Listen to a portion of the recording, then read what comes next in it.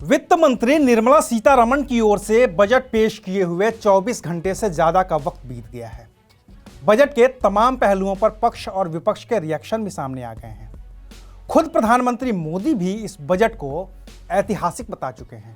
कल जैसा मैंने पहले कहा, निर्मला जी ने जो बजट पेश किया है,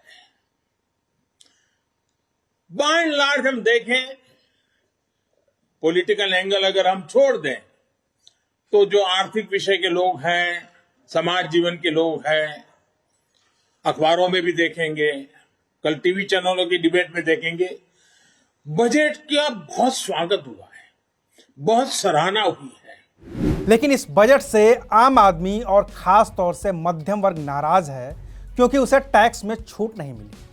लेकिन मध्यम वर्ग से भी ज्यादा कोई मायूस है तो वो है किसान, जिसे इस बजट से खासी निराशा हुई है। आखिर क्या है इस बजट में किसानों के लिए खास, और आखिर क्यों नाराज है किसान? आज बात इन्हीं मुद्दों पर। नमस्कार, मैं हूं अविनाश और आप देख रहे हैं अनकट।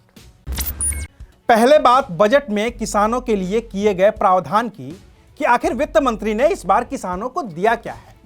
तो इस बार सरकार ने तय किया है कि सरकार किसानों की फसल न्यूनतम समर्थन मूल्य पर खरीदेगी। इसके लिए बजट में 2.37 लाख करोड़ का प्रावधान किया गया है, जो सीधे किसानों के खाते में जाएगा।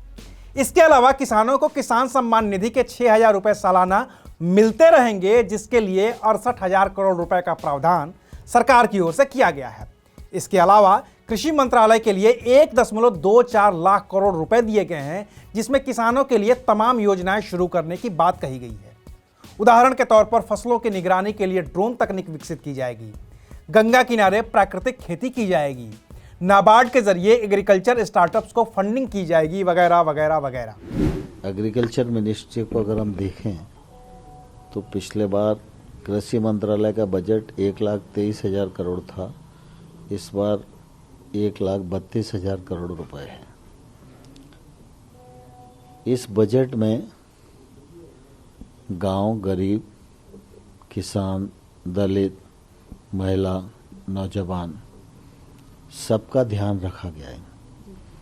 यह बजट समग्र विकास और संतुलित विकास की कल्पना को साकार करने वाला बजट है।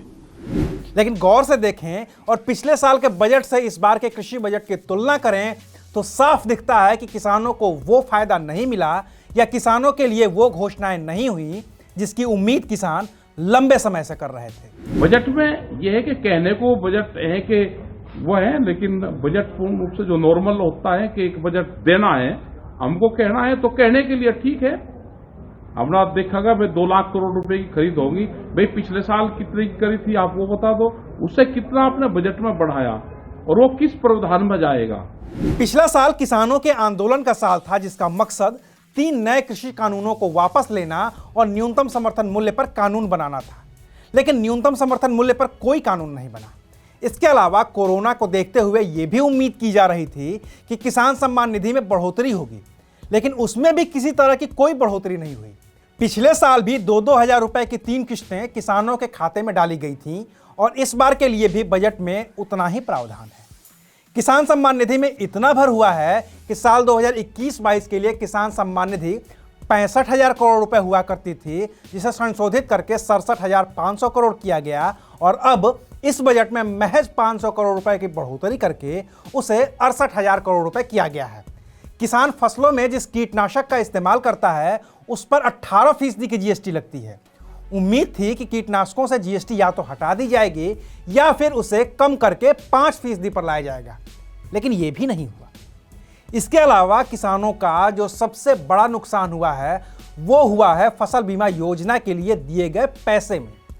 2022-23 के लिए वित्त मंत्री निर्मला सीतारमण ने प्रधानमंत्री फसल बीमा योजना के मद में 15,500 करोड़ रुपए का प्रावधान किया है, जबकि पिछले साल 2021-22 में बजट में 16,000 करोड़ रुपए रखे गए थे और रिवाइज्ड एस्टिमेट भी करीब 15,990 करोड़ रुपए का था। हार्टिकल्चर या बागवानी को बढ़ावा देने के लिए शुरू की गई मार्केट इंटरवेंशन स्कीम और नफेड के जरिए कॉटन, तिलहन और दालों को खरीदने के लिए शुरू की गई प्राइस सपोर्ट स्कीम के बजट में भी इस बार भारी कटौती हुई है। 2021-22 में इसके लिए 3,595.51 करोड़ रुपए दिए गए थे, जिसे घटाकर आधे से भी कम 1,500 करोड़ रुपए कर दिया गया है। प्रधानमंत्री कृषि सिंचाई योजना के लिए भी इस बार वित्त मंत्री ने बजट आधा कर दिया है। 2021-22 में सिंचाई योजना के लिए 4,000 करोड़ रुपए का बजट था, जिसे घटाकर इस साल महज 2,000 करोड़ रुपए ही रखा गया है। और सबसे बड़ी कटौती हुई है खाद की सब्सिडी में, जिसकी किसानों को कतई उम्मीद नहीं थी। हालांकि वित्त मंत्री ने अपने बजट भाषण के दौरान खाद सब्सिडी का कोई जिक्र नहीं किया, लेकिन बजट के दस्तावेज में यह कटौती साफ तौर पर दिखती है। 2021-22 में यूरिया और एनपीके पर सरकार की ओर से 1,40,122 करोड़ रुपए से ज्यादा खर्च किए गए थे, जिसे घटाकर इस साल 1,05,222 करोड़ रुपए कर दिया गया है। और रही बात गांव में मेहनत मजदूरी करके कमाने खाने वाले उन लोगों की जो मनरेगा के जरिए जीवन यापन करते हैं, तो उन्हें भी सरकार ने बड़ा ही झटका दिया है। इस बार भी मनरेगा के बजट में किसी तरह की कोई बढ़ोतरी नहीं की गई है और उसे 2021-22 के बजट के बराबर ही 73,000 करोड़ रुपए दिए गए हैं।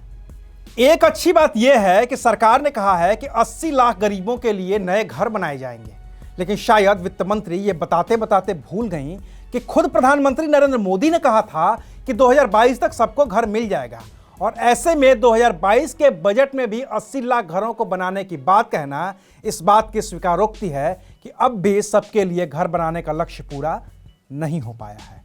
तो ये थी किसानों के बजट की बात। आज के लिए बस इतना ही, फिर मिलेंगे एक नए मुद्दे के साथ। देखते रहिए अनकट।